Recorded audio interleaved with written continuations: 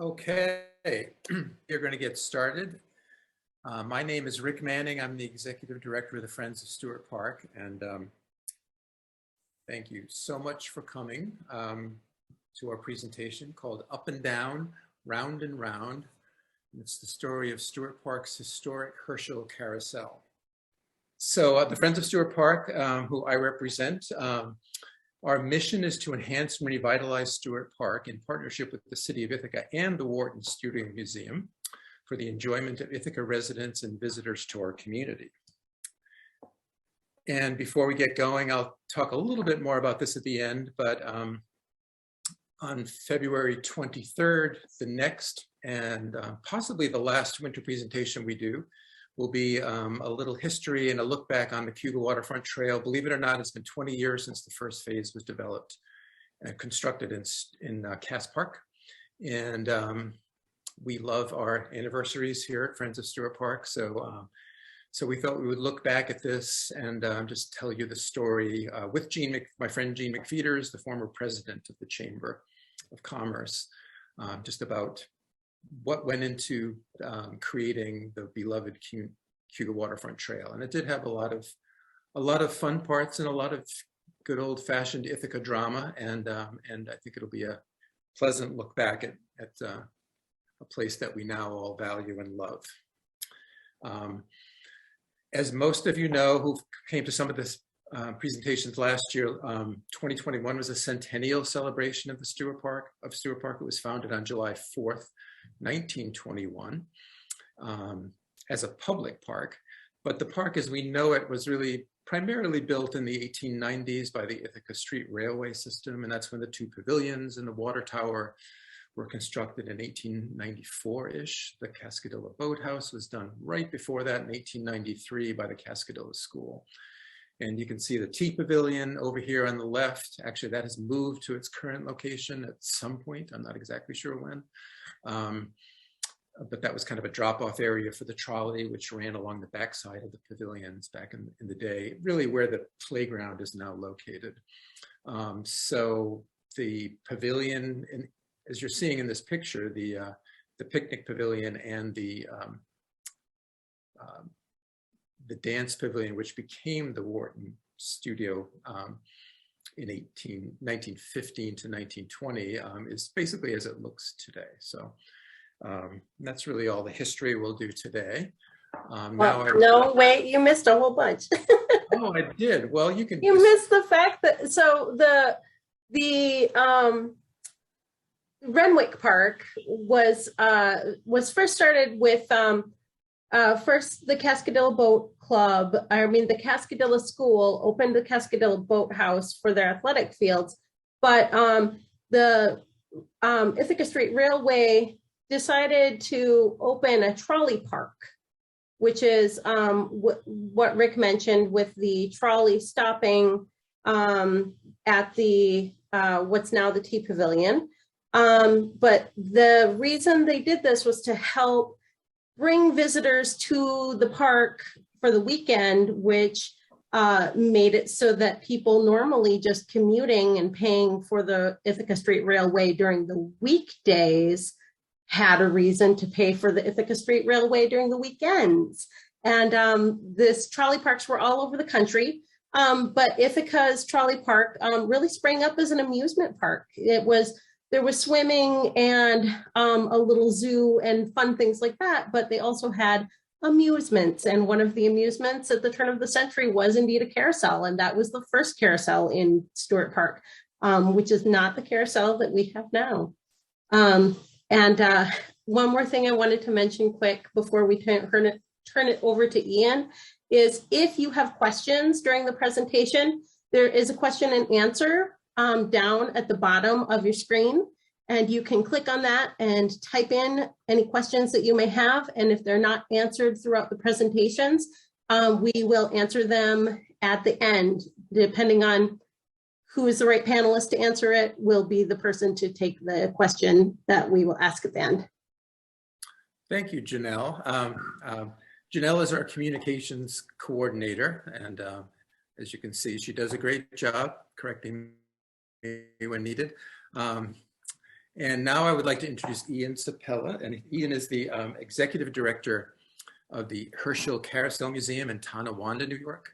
When I was doing some work on the Erie Canal back in the early 90s at Trowbridge and Wolfe, we visited the museum and it was a very cool place. So I'm really excited to have Ian here. Welcome, Ian. Thank you.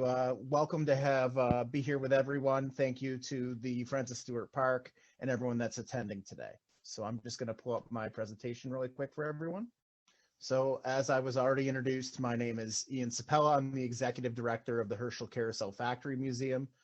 Today I'm going to talk about the company that created the carousel that is at Stewart Park and some of their history and how it was kind of created.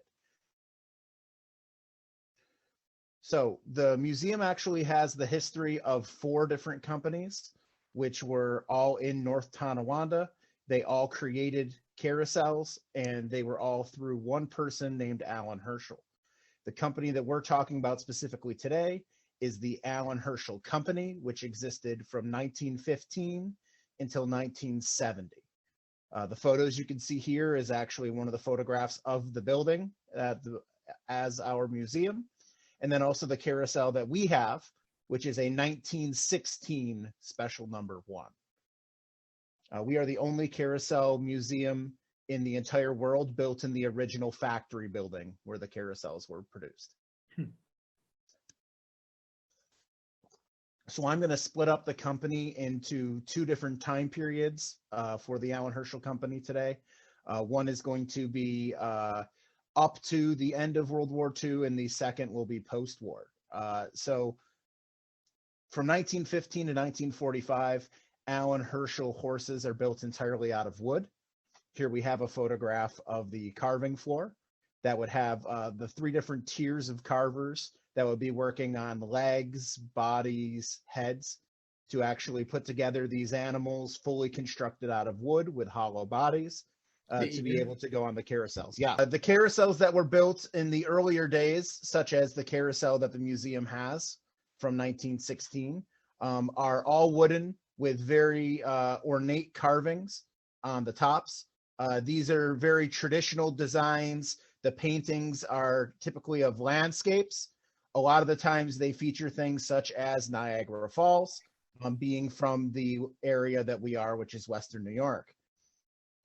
So this photograph is actually a catalog photo from the first catalog that was created by the Allan Herschell Company. It showcases a 3 abreast or 3 rows of horses that all go up and down. The Herschell Company at this time also produced carousels that have other animals, which are known as menagerie carousels. These will have things such as giraffes, lions, tigers, bears. Oh my. Now, the next I want to talk about is this next time period. So during World War II, the Allan Herschell Company starts creating different things for the American government. They will actually be making a lot more metal work and doing a lot more metal, as we'll see in photos soon.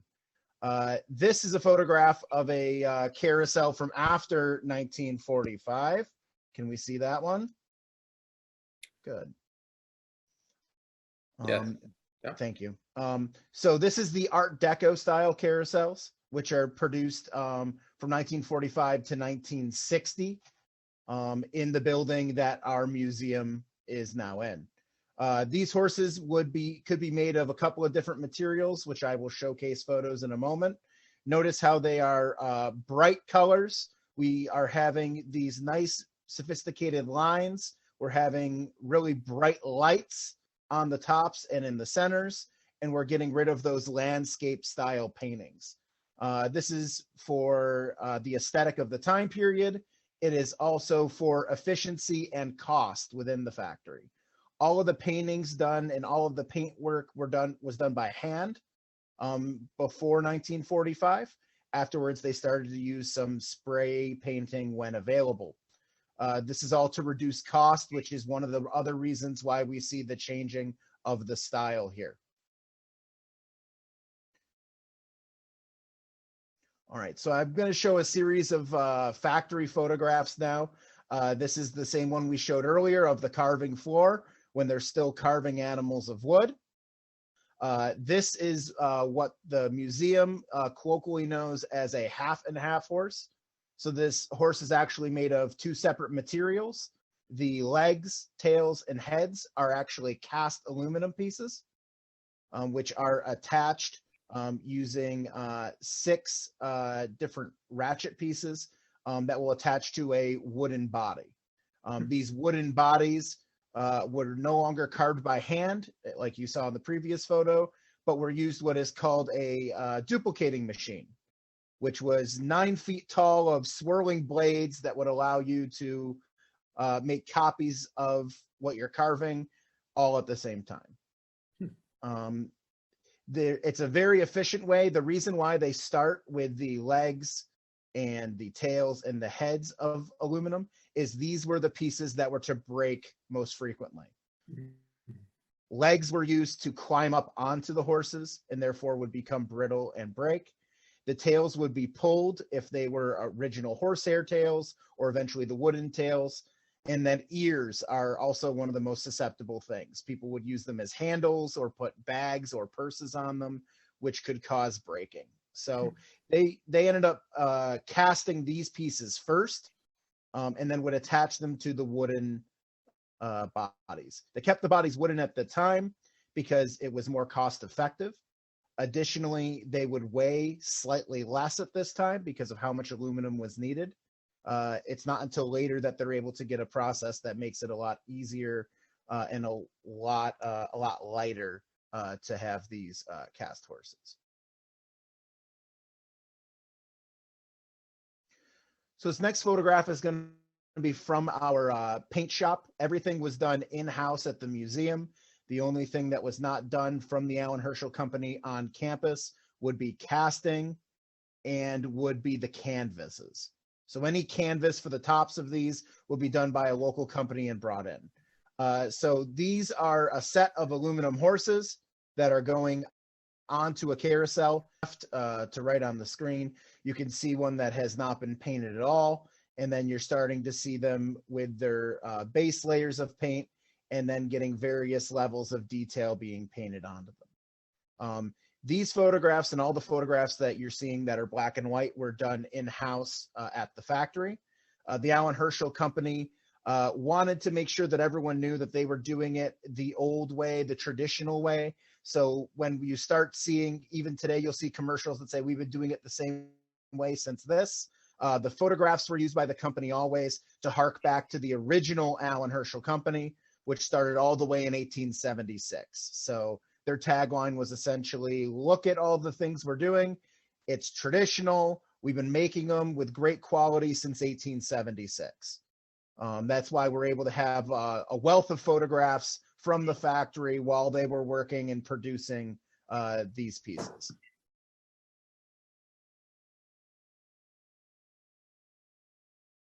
All right, and then I'm going to, once it's able to load, I do have a photograph of a fully painted aluminum horse here that is on display. Looks good. Wonderful. It is black and white, but you can see all the wonderful detail that's done here. This detailing is still done by hand during that time period. And at the museum, when we restore ours, we still do them all by hand. They are done mostly freehand, with only a couple of different flowers having their own actual patterns. This is done in the traditional way of the Allan Herschell Company with the traditional paints. So we're seeing a great example of that skill and that handiwork done on the saddle and blanket and collar of this particular aluminum horse.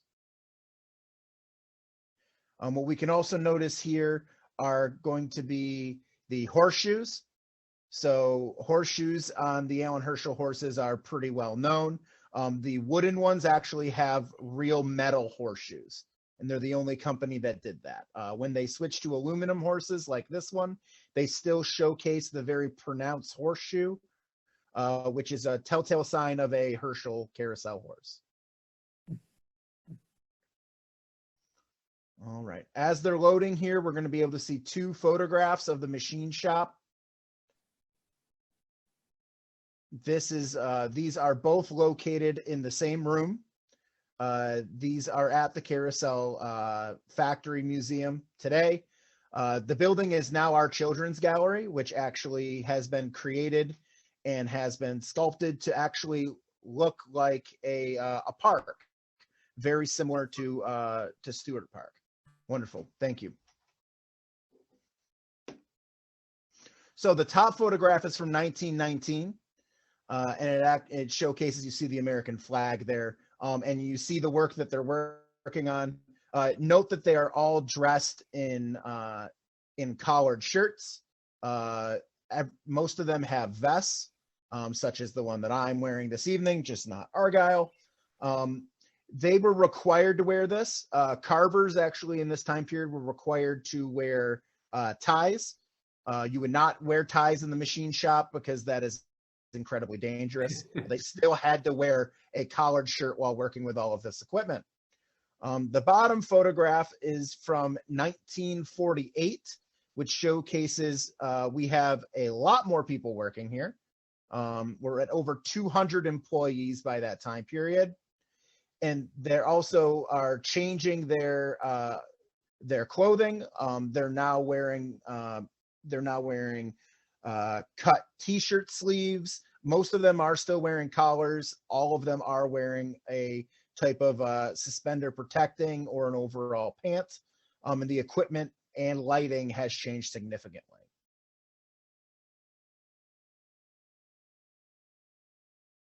All right. The next two photographs are about transporting carousels. So when these come in, you'll be able to see the roundhouse at the museum, which is still there, which was used to test all of the carousels and all of the other rides that the company made. Great. So that actually showcases it before they built the loading dock, which is still at the museum today. And then next to it is the actual horses that are being put in boxes. So the one on the right is from 1920. That's an earlier photograph. And we're looking at 1955 for the photograph of them being put onto a truck. I wanted to use this photograph and talk about this because there's actually some really nice photographs on the Friends of Stewart Park website that showcase these same types of boxes. These boxes were developed by the Herschell Company for easy transportation, where you could actually stack carousel animals on top of each other. They were originally meant for the rail cars, as you can see in the one photo, and you could stack them up to 3 high, so they could be sent and transferred all over the world. So I wanted to showcase this photo so you could see how it was done historically. And then if you visit the Friends of Stewart Park website, you'll be able to see this done a little more modernly as well.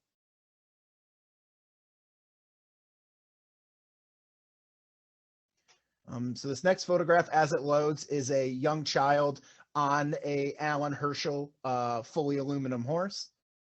This was given to us by a board member. This is actually a family member of his in the 1950s. Okay, so that's the photograph there. That was taken at an unnamed park here on the East Coast. But it's one of my favorites. It shows the loving, happy, smiley face.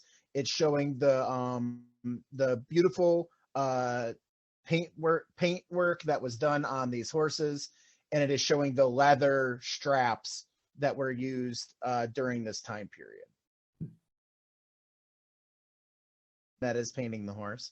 Yeah, she's up. Oh, perfect. So this is a volunteer of ours, and she's actually painting our half and half horse, which is on display now at the museum. So as we saw in the previous photograph, this horse, its head, tail, and legs are made out of aluminum, and the body is made of wood. So we're actually using the same type of paint for both. That does require us to restore these ones more often than others because this type of paint isn't really good for both materials. This is traditionally and historically how it was done, so we keep with those same traditions. You can see, okay. So you can see the base layers done and then the work that she did by hand after that. That includes doing the eyes with the signature Allan Herschell eye, which is usually displaying backwards and looking back towards the rider. This would have been an inside half and half horse. It is slightly smaller than what would be featuring on the outside of a carousel. The next photograph will be our children's gallery. This is the space that you guys just saw recently with the 2 different photographs for the machine shop. As I said, it's now been redesigned, and we have a 1950s children's carousel in there instead. Are we able to see the photograph of that? Yeah, it's beautiful. Wonderful, thank you. These horses are about 1/4 size of a standard size horse. They are full cast aluminum. Our carousel is actually mounted onto a trailer, so it can actually be moved very easily. And if you notice the photographs of the more modern carousels, they have these faces on the inside where our mirrors are. Those faces are on our shields on the outside, and you can see one of them on here.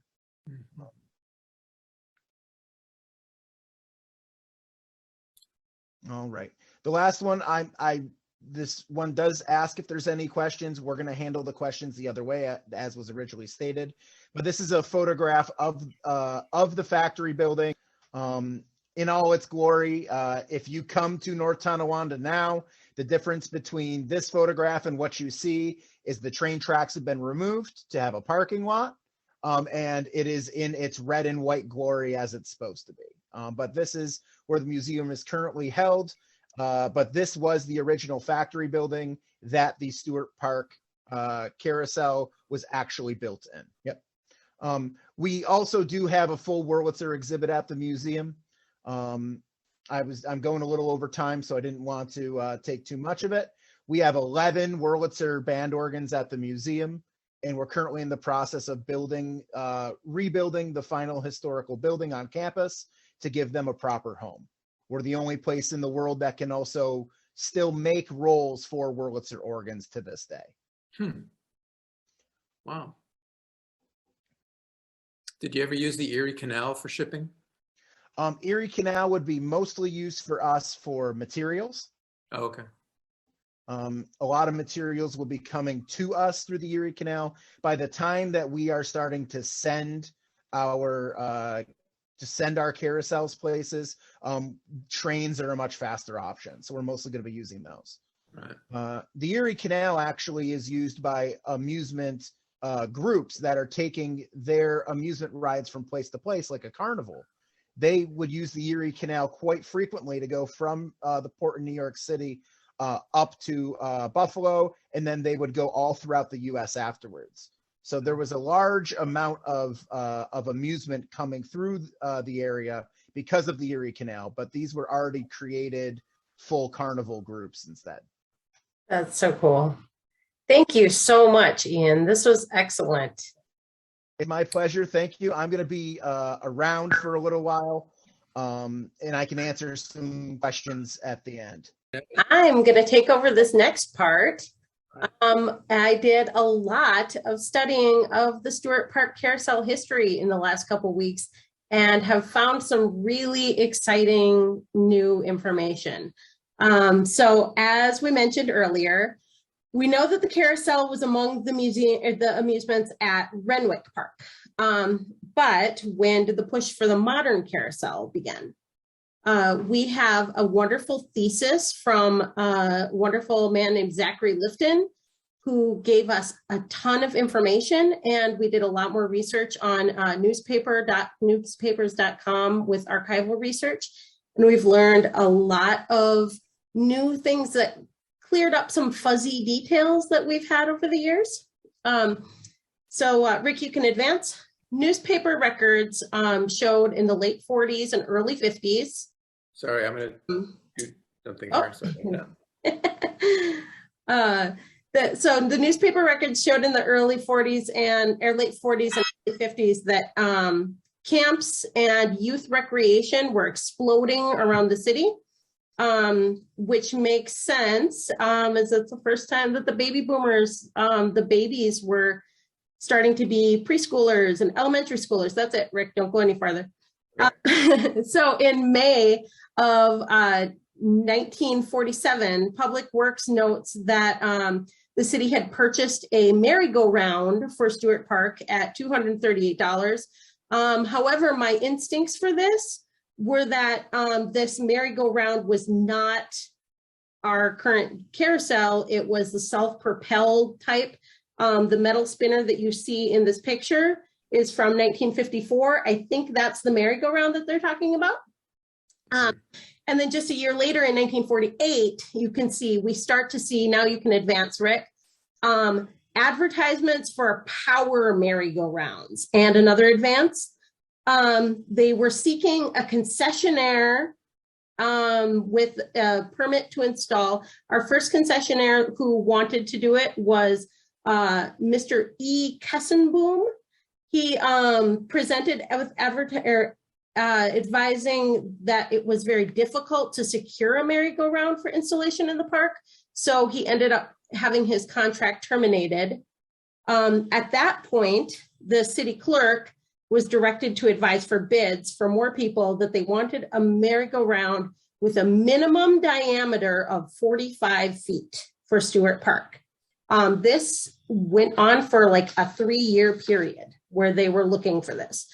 But the city received a bid in 1951. Let's see, I think you can advance. Nothing seemed to happen with that. Oh yeah, no, okay, we're good right there. Nothing seemed to happen with that, with the advertising running as late 51. But in November of 1951 is when the bid was awarded to Robert L. Cochran. Robert L. Cochran, in November of 51 said, I'm going to bring a carousel to Stewart Park. And the next spring in 1952, Cochran asked the city to also approve installation of a miniature steam train in addition to the carousel. So the steam train ran the first few years that the carousel was there, and then it was all replaced by a diesel train in 1955. So it's at this time that we start to see these newspaper clippings. Here's the first one that Rick has and the next one. And these newspaper clippings are from 1952. This means that for years, Friends of Stewart Park has said this, and newspapers around town have said this. Word of mouth has said that the carousel came to the park in 1951, which is a little bit true because the contract was awarded in 1951, but actually the carousel opened in 1952. And this is really exciting because not only have things been cleared up, and we know that there's probably like 20 newspaper articles from the last 10 years that are incorrect. But the really exciting part is that this year is the 70th birthday of the carousel. So I think that Friends of Stewart Park is going to have to celebrate because we love to celebrate and probably have a carousel day and a special birthday party for the carousel on its 70th birthday this year. Let's see. So here are some of my favorite articles about the Stewart Park carousel. Is Stewart Park attractions lure children. And this is one of the first pictures that we have in the Ithaca Journal of the Stewart Park Carousel. And however, it wasn't all happiness. There was a little bit of hubbub. Advance the slide, please. You can read on this one that there were some problems because some city officials thought that the 14-cent fare was too high. And you can advance. So Robert L. Cochran, he continued on his own to operate the carousel and train through to the early 60s, which is when this picture was from 1957. That was one of the train conductors who was there was a really nice write-up in the Ithaca Journal about him. Kenneth L. Wolfe had started as a musician who toured around the country, and he gave up his life of one-night stands. They thought of that as something else in the day, to become Pappy, the conductor of the train, and also worked the carousel at Stewart Park. After this time, there's not as many pictures, but we have a few here. And that one's from 1970 and one from 1974. And got this one from 1979. Unfortunately, and you can stay there, Rick. Okay. Robert L. Cochran died in 1965. And from there, we know that a man named Walter W. Willis bought the carousel from his estate. And at some point, the carousel changed hands to Lou Caldato. We don't know what year that is quite yet. We don't have many pictures or headlines from this time. 1979, we had this one. And 1982, there was this article about the carousel opening and it being 25 cents a ride at that point. But in 1983, Montgomery and Eleanor May purchased the carousel. And I was fortunate enough to interview Monty last summer. So we have him here. Hello. Can you tell me your name again? Sure, it's Montgomery May. And my wife, Eleanor May, has passed away, but she was also very instrumental in the use of the carousel. So tell me a little bit about what you did with the carousel. Did you own it or just operate it? Something over 15 years. And we owned it free and clear. And it's kind of an interesting story how we happened to buy it. I had three daughters, three little girls that we used to go to Stewart Park on a fairly regular basis. And we'd go down there and they always wanted to ride the carousel. So we did. And one day Eleanor said, you know, we ought to buy that because the girls it would be good jobs for the girls. And so time went on and the owner passed away. And his lawyer called me and said, the carousel is for sale. And I said, okay. So I bought it. I called my wife. She was a nurse teacher at one of the schools. I don't remember which one at the time. I called her and said, honey, guess what? I just bought you a carousel. And she said, you what? It had a totally tattered top on it. It was just threadbare. And the horses were in the various states of disrepair. And also the overall mechanical was not in the best shape. It hadn't been taken care of at all. Interestingly enough, the former owner had gone to a canvas shop in, I think it was Elmira, and ordered a new top, but had never paid for it, didn't have the money to pay for it. And so I got the top pretty quickly.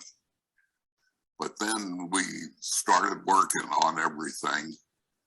And it took a little bit of time before we got there to put it all together and open it up again. Annie Campbell painted the horses. I had one of the, I don't know what it was, one of the antique shops, I think it was, that had a big dip tank.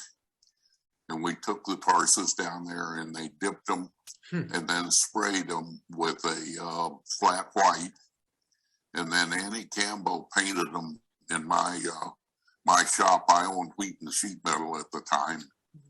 And she was from the front of the.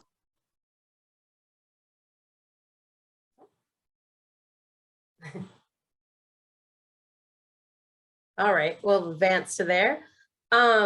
So here's a picture of Monty's wife, Eleanor, on the carousel from around this time. It was, you can see from this picture how the horses look. It was before Annie Campbell started the painting process. So that would, she's painted in 1960, in 1986, and they purchased the carousel in 1983. So I think that this was from 83 or 84. And then this is, and oh, you can keep going. There we go. An example of what the carousel looked like before, where it was kind of shabby looking. And this is down lower is what the new top and the work that they had done on the carousel with the improvements and the painting. There was a lot of improvements that they had made during that time. Okay, next. And here's a picture of Annie painting. I had actually talked to Annie about trying to get a video of her as well, but unfortunately with COVID and everything, it didn't really happen, but that's all right. We've got a couple of beautiful paintings, or pictures of the work that she did. You can move forward, Rick. Here are some before and after examples of her horses. And these are from Zachary Lifton's thesis. Thank you. Move forward.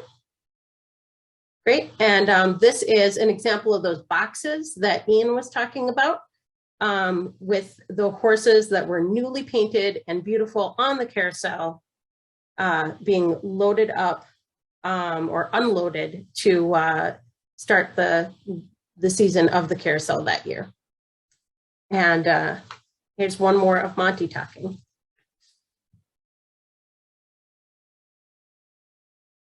Oh, we can't hear him, Rick. Can you try again?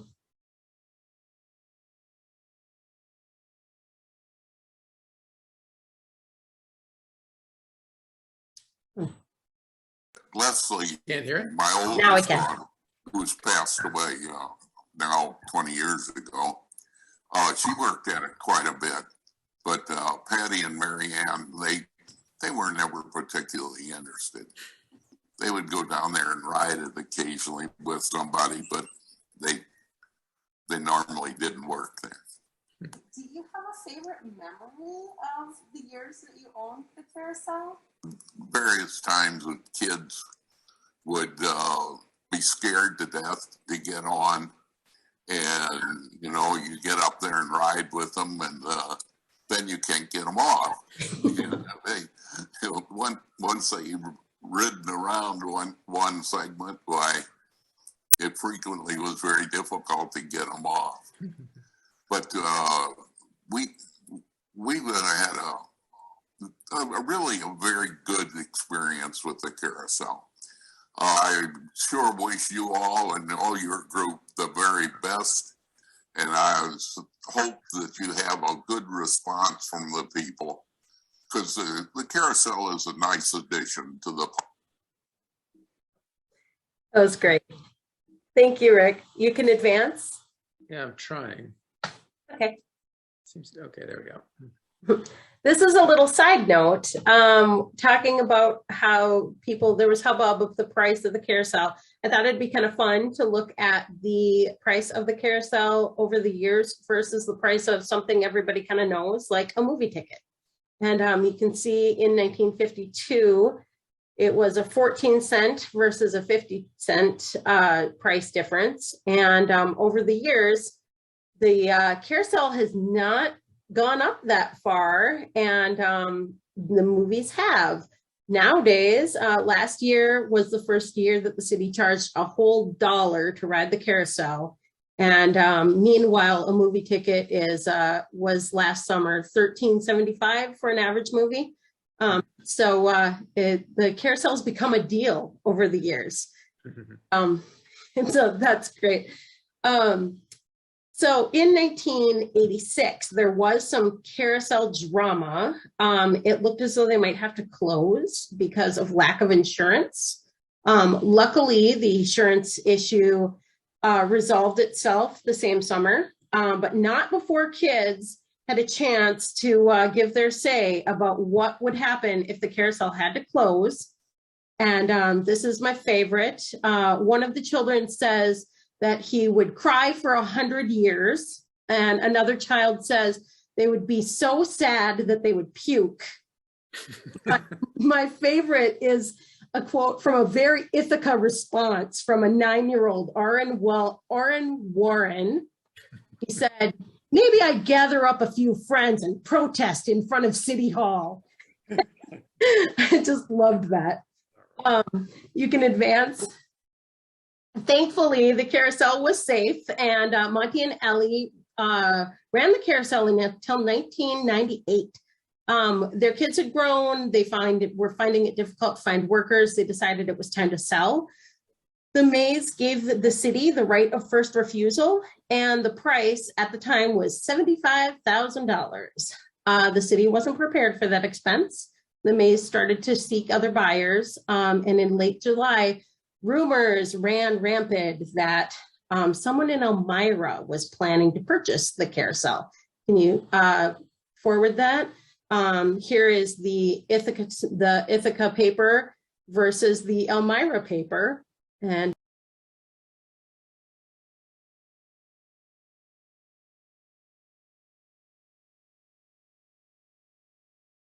in September, the city was given the anonymous donation of $75,000, and they allowed the city to purchase the carousel and take over operations of the carousel.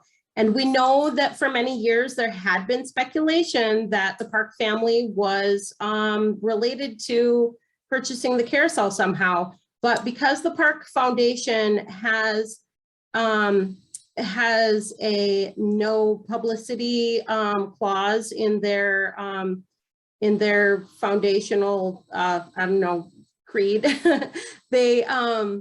they did it anonymously and did not want anybody to know that it was them. However, because so much time has passed and Dorothy and Roy have both passed on, the Park Foundation let us know that it was indeed Dorothy and Roy Park with the Park Foundation that gave this donation to the city. Dorothy had an affinity for the carousel and wanted to make sure that it remained in Stewart Park. And I think this was something that was really special. And I think that it's really exciting that we're now able to give them the credit that they deserve for that, because it really made it so that our carousel was able to stay with us. And area children were overjoyed that the carousel was staying in town, since they were not able to thank the sponsor. They thanked the mayor. And this is one of my favorites of the letters that the Park Foundation had in their archives of the thank yous. Hi there, I'm Emma Mount, and I worked at the carousel when I was a teenager growing up in Ithaca many, many years ago. And my best memory was that it was a lot of fun, and all my friends would come down and ride the carousel when I was working. So I enjoyed that. And where would we be without the Park Foundation? They've also been a big donor for the carousel, for the playground project, specifically for the carousel cover, which you'll see in a little while, and also have been a generous supporter of the Friends of Stewart Park as well. So we're so appreciative of that. So now we're going to get into some of the modern carousel revitalization effort, and this was all started around. Oh, there's some music. I'm going to move ahead on. So around 2010, 2011, this was the look of the carousel. At that time, Friends of Stewart Park had just formed under the Chamber of Commerce umbrella. They have a foundation that oftentimes will incubate young nonprofit organizations. And I was there at the time with working on the Waterfront Trail with Gene McFeeters and through the foundation. So they sort of slid into the park revitalization work as we were planning the trail coming through Stewart Park. And right about that time, Christi Christi sort of stepped in and got involved, I guess well, why don't you tell the story, Christi? Christi Sobel is a local artist that many of you know, and are you able to? Can you hear me? Yes. Okay. Yeah, I was leafing through the Ithaca Times and there was an article about the carousel and there was some casual mention of, oh, and the horses really need to be repainted because it's been 30 years. And I thought that would be such a fun project. So I approached the city about it, and it turns out that Julia, who should be chiming in here with me, had much the same thought and also approached the city. So they put us together and we were basically told, that's great, you'll need to fundraise for that because there's going to need to be a budget for it. So Julia and I did a big fundraising effort, which we called If Wishes Were Horses, and managed to get great community support to repaint all of them, which was quite a process. Julia, come join me. I guess one thing I'll share, I was thinking about it as we were seeing this slideshow.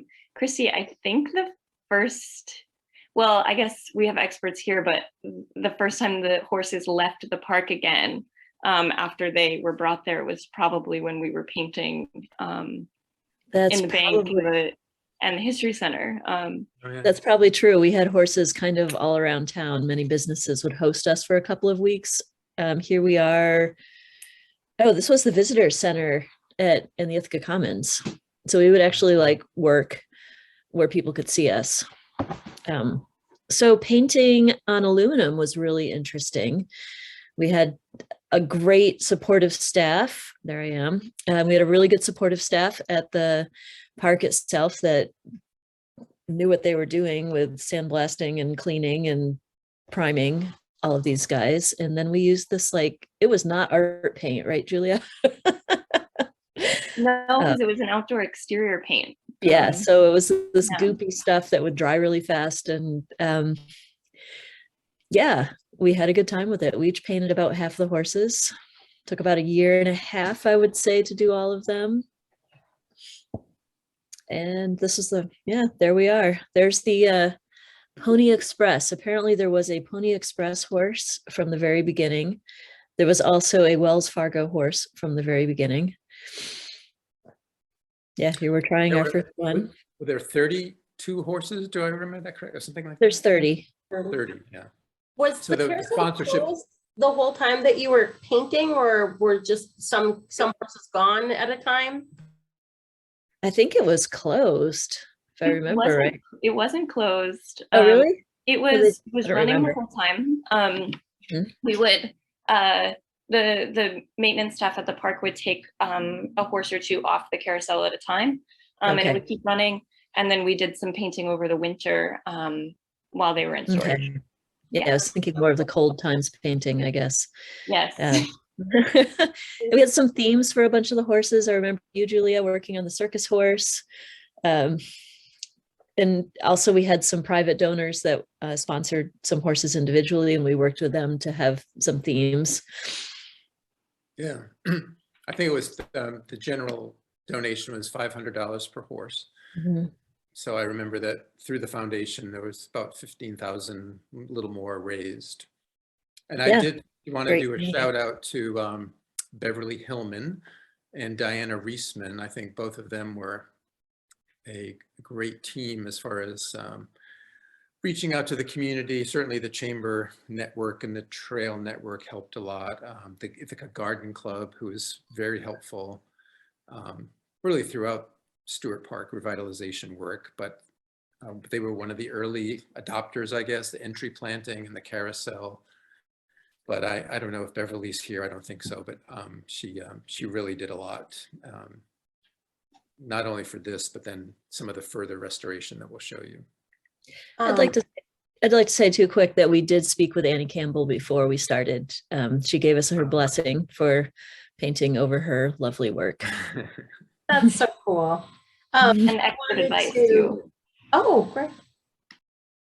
I wanted to mention that if people are interested in seeing more of these great pictures of the work that Christi and Julia did, There's still articles online from the Ithaca Times, Ithaca Journal, the Ithacan, I think, that's Ithaca College newspaper. So if you Google Stewart Park Carousel horses or painting, those articles will come up really easily for you. And I think that your blog is still live too. So I think it is still out there. yeah, there's a blog too. And that I think that if you Google "if wishes were horses," Ithaca Carousel, that'll come up. Yeah, and I just like to say that I think so much of what we have done just got a great start with this effort, because the carousel is very special and it means a lot to a lot of people, and you know, it really sort of segued perfectly into our focus on the playground. So I think you did a beautiful job, and we're really happy you guys made it happen and we were able to do our little part to help out, because it was just a fun process and a great result. It was definitely a fun process. Yeah. And Rob Lilly, you know, Rob is the man down there. He kind of, I don't know what the city is going to do when he retires, because he knows how to fix anything. And I don't know if anyone, maybe Ian, you'll have to come down and help us fix these. It's sort of like a lost art, I think. I don't know what the city's going to do when he retires, because fixing a carousel is a mystery, I think. It's an old art. I just wanted to kind of shout out Friends of Stewart Park. Oh, that's me on the screen. But I think one of the things that repainting the horses did, it kind of built all of this momentum and kind of let the community know what was happening in Stewart Park. And so something that makes me super happy is that Christi and I painted the horses, and then Friends of Stewart Park kept working to make the carousel wheelchair accessible, to build a ramp, to get a new fence. And so it makes me so happy to kind of like see that the work has continued to happen. We're going to show you all about that. I think this was our first ride. Awesome. Yep. My favorite horse. Who is this? Does this have That's a theme? Julia's circus horse. It's really nice. Yeah. All right, well, thank you. And we'll, if you could stick around, some people might have questions about this at the end. We have a few more images to show of, oh, look at that, of the whole other additional revitalization items, because a lot has happened since this. Oh. So here we are, after this was done, say 2013, 2014, we had this incredibly beautiful set of herd, is it a herd, of horses? No, what do you call it? Herd, okay, good. Surrounded by this rather ugly chain link fence. And this is where Beverly and Diana really stepped it up here. And we did yet another campaign and there's a nice close-up of the beautiful chain link screening off the horses. So we don't have a lot of the process of how this happened, but really we talked to Whitmore Fence, our premier fencing company. They charged us, but gave us a sweet deal. And Diana and Beverly and the Friends group and the chamber all got together, and I think we raised about $15,000 for the fence. And that made a huge difference. It really kind of created the place that we know and love now, I think. And so I know Diana's out there listening. Thank you, Diana. You know, it's just a beautiful enclosure that is fitting for this important structure. But we didn't stop there. And we have acknowledged donors in the past with this sign. This is an earlier version of it, but it says revitalized, and this is, although a lot has happened since then that we'll show you and that you all know about. One really important thing that's very special to the Friends of Stewart Park is that we wanted to create, we've sort of had this idea of an inclusive playground or an all children's playground, which is what we used to call it. So we wanted to make the carousel accessible. So as we planned the community build, so this is probably in 2017, Play by Design was working with us at the time, and late in the planning phase before the construction that occurred, Lee Archin and his team, Barry and Lucas and a number of other guys got together and spent a couple of days building this accessible ramp, which is shown here, kind of fits into the arc of the playground. And this is Chelsea going up on the first day. This is sort of before we decorated this, but this concept here is we took out one of the chariots, we created adapted it, one where a ramp would fold down over this gap and allow a wheelchair to step into it. This is sort of the inaugural ride where she first got to ride this, and it was very exciting for her, obviously, and a wonderful day for us. And then eventually, Christi, you painted this, right? Yeah. We sort of cut it out and made it fit the other one before better, and created this chariot that is accessible. And this door flops down over the ramp so that you can come in, strap it back up, and then sort of like in an accessible van where you strap down a wheelchair. We have straps in there that we actually got from a transit van to hold a wheelchair in place with benches around it. So we're very proud of this, and it sort of set the tone for a lot of the accessibility work that we've done in the playground subsequent to this effort. So then the following year, 2017, or was it 2000? Yeah, fall of 2017, we had about a 9-day community build with Play by Design. It's sort of a leathers style, but updated with modern plastic woods, composite woods that are more durable and will last longer. And you can see the carousel in the background.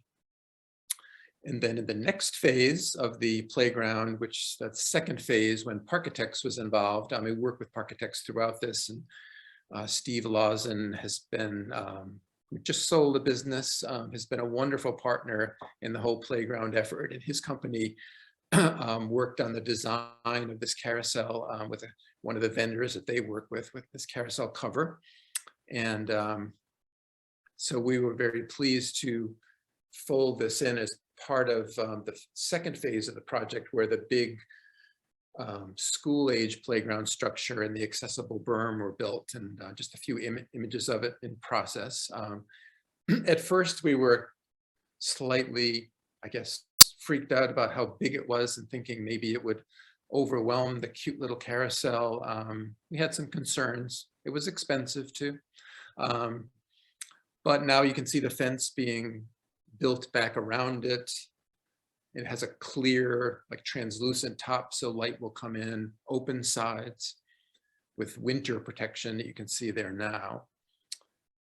And then the roof of the old carousel was rebuilt underneath it.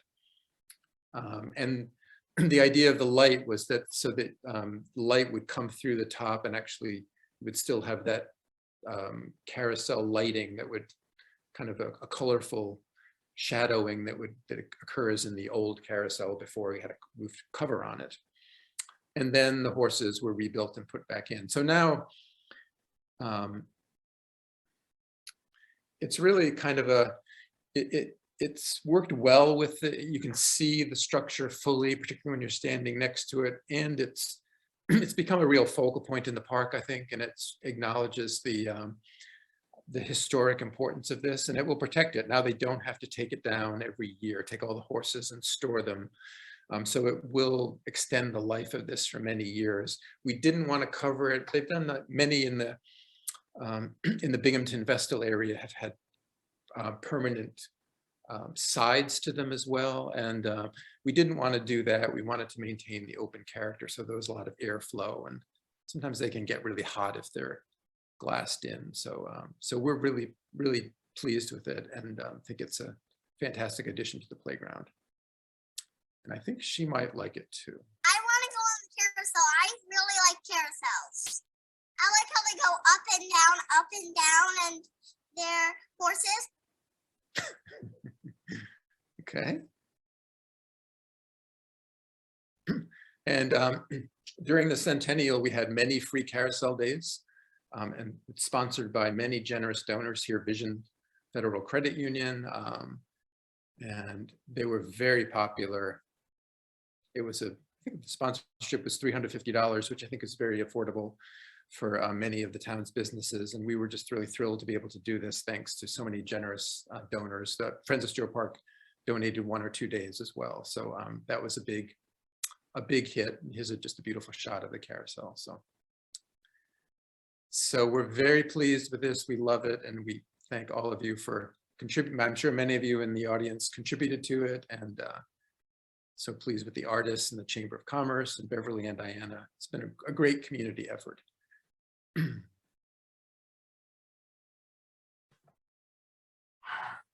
And with that, I think we are done. And we would be happy to, Janelle, are you going to facilitate some questions? Yeah, well, I was going to, but there's a little problem. Oh, okay. Booted out. I lost the question and answers at the bottom that were there before. Does anyone I see them. able to see them? Yeah, I can see them. I would be more than happy to do them because it looks like most of them are questions about or for me. Okay. Perfect. Thank you so much, Ian. Before you go, before you do your question and answers, can I just take a moment to thank everyone who joined us tonight? Thank you to Ian and to Julia and Christi. I want to thank Monty May for interviewing with me, Annie Campbell, who tried to interview with me, and of course also Zachary Lifton for his great thesis that started this work. Yeah, thank you so much. And thank you, Janelle, for all your great research. Really appreciate it. Sorry, Rick, what was that? I just wanted to thank you for all the great research. Thanks so much. And if you would like to support Friends of Stewart Park's revitalization efforts, you can go to our website at friendsofstewartpark.org/make-a-gift. Or if you just go to stewartpark.org or friendsofstewartpark.org, in the upper right-hand corner, there's a little give button you can click on. I'd like to thank everyone again, and take it away, Ian, with the question and answers. Thank you. So I had 3 separate people asking me about the spelling of the word carousel.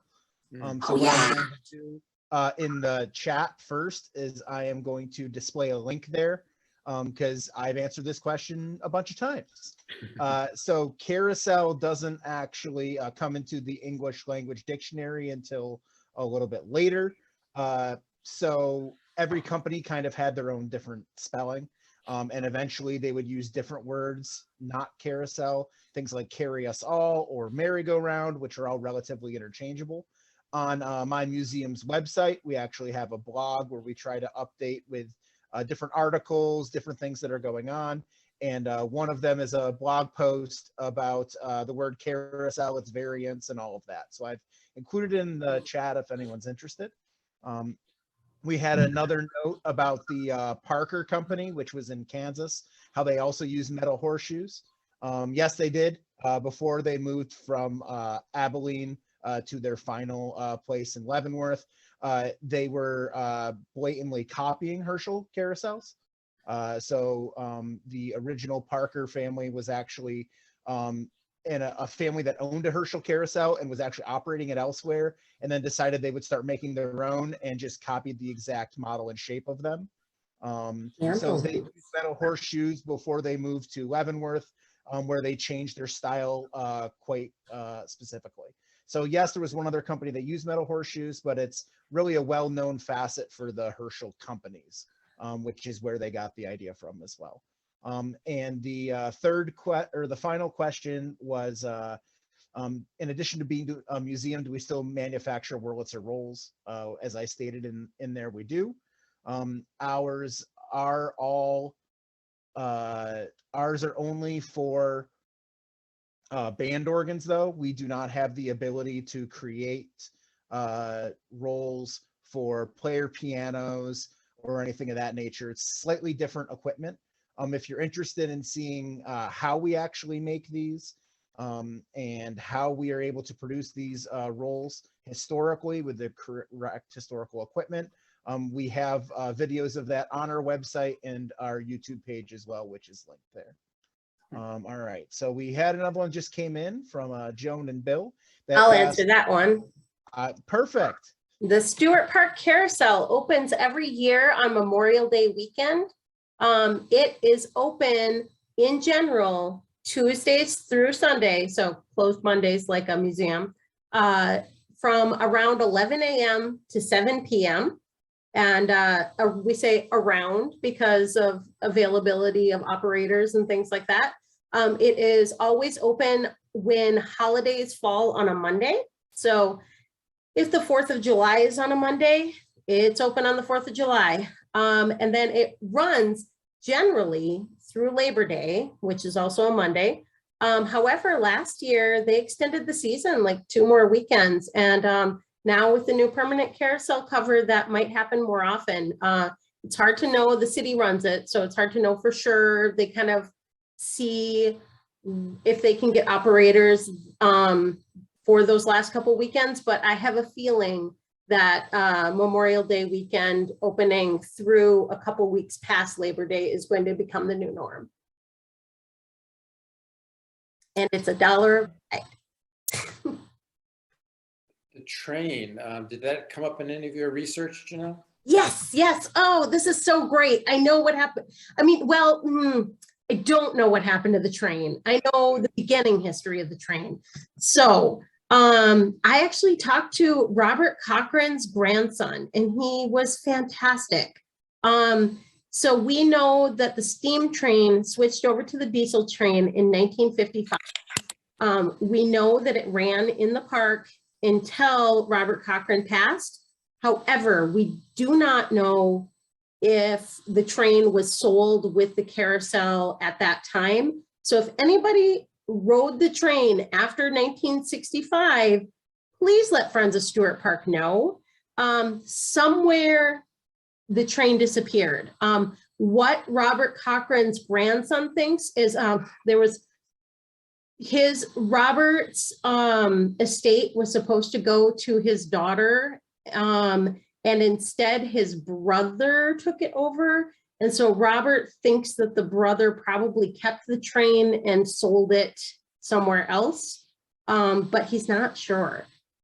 So we don't really know exactly what happened to the train. However, we do know that last summer, Rob Lilly found a piece of the train track, and we hope to have it on display in Stewart Park once we open the Wharton Studio and Park Center, or Wharton Studio Park Center with cafe, hopefully sooner than later in the future.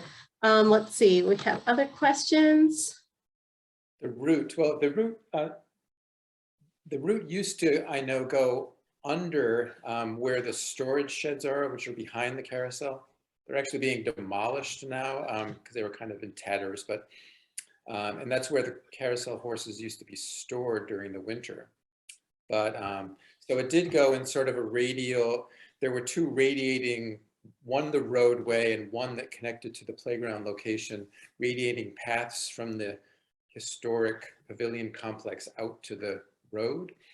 And so part of the train went under there, but truthfully, it's a bit of a mystery that someone needs to take that on, and we haven't quite figured the train. It doesn't have the staying power of the carousel, for sure. So in Austin, Texas, Zilker Park has a train, and that's sort of the flagship park in Austin, right on Barton Springs and Town Lake, and they just reopened their train, and it's all electric, which is very cool.